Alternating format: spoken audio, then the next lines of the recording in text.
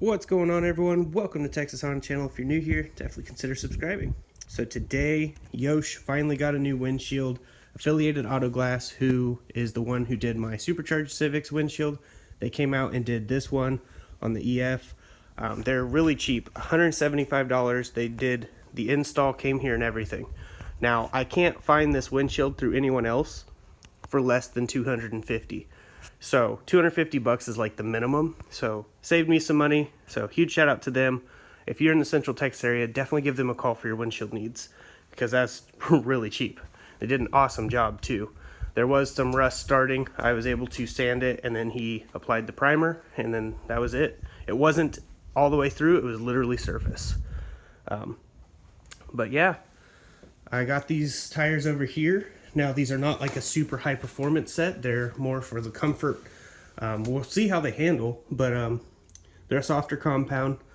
They say 70 decibel road noise, so that's going to be a big difference. I wish I had a decibel meter to show you guys, because these are hard compounds, so it rides a little rougher with them. But these are like a long highway tire, so they'll last a really long time because they're hard compound. Softer compound doesn't usually last as long, but it does help a little bit for street traction, I have noticed. All my soft compound tires. These are just from Walmart. I paid $180 and had them sent here to my house for all four, 180 shipped. So I'd definitely check Walmart. They have some good tires. I've used these in the past with no problems. Lasted like a whole year and still had a bunch of treadits. They still looked pretty new even after a year of driving, and that's a lot of driving for me. But yeah, so the EF's definitely making some progress. I'm gonna go and have these mounted. I need a tire machine. I prefer the pneumatic ones, not the manual ones. I used to work at many different tire shops, so I've gotten so used to those. But I don't have one of those. I know they have ones at Harbor Freight that are manual, but like I said, I just don't want one of those. But it'd work in a pinch. So basically, I'm gonna go put these in the car, and we're gonna have them mounted so we can see what they look like on here. They're the same exact tire size. But I'm gonna go ahead and load these up.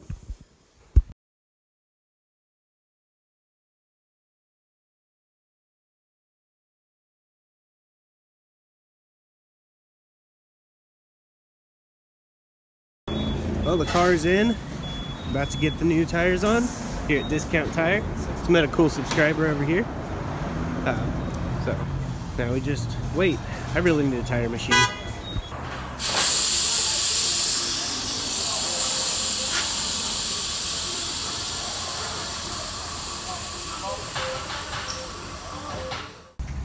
So Matt brought me over here while my car's getting the tires to Walmart so I could grab some things. And look at the bay. Looks a lot better when I sparkle in it. You hear that fan that I was talking about? It's crazy loud. Yeah, I think the relay just took a shit. Oh no. I think they have a relay in here. What? I think they have relays in here. Yeah, it's looking good. We gotta do the valve, redo the valve cover, but that's easy. It's almost time to go pick the car back up, so we're gonna head over there here in just a minute. All right, back here at Discount Tire, there goes Matt. They got him on. Everything looks good. Definitely a lot of tread. So I'm gonna head back to the house and we'll see how it drives. All right, so I stiffened the damper up before I left, and it's still riding super smooth. Really impressed with these max speeding rod coilovers.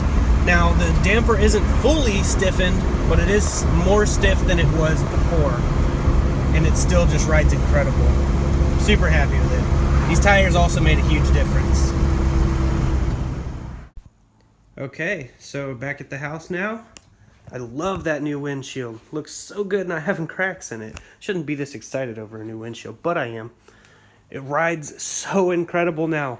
It actually feels better than the factory setup, which is just insane. Those max speeding rod coilovers, you can say what you want about them. I absolutely love them for a daily driver.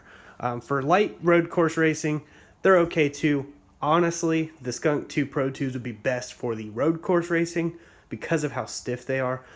But these do stiffen up pretty well once you tighten up the preload, and then the damper, you twist it all the way full, and it is actually pretty stiff. It reminds me of the Skunk 2 Pro 2s. Everyone's going to have their personal preferences. That's fine and all. I'm not saying you have to go out and buy this exact one, but I highly, highly recommend them, especially for the price. But yeah, it's running good. It's driving great. The only thing I do is fix that check engine light with the TPS sensor, but that's pretty simple.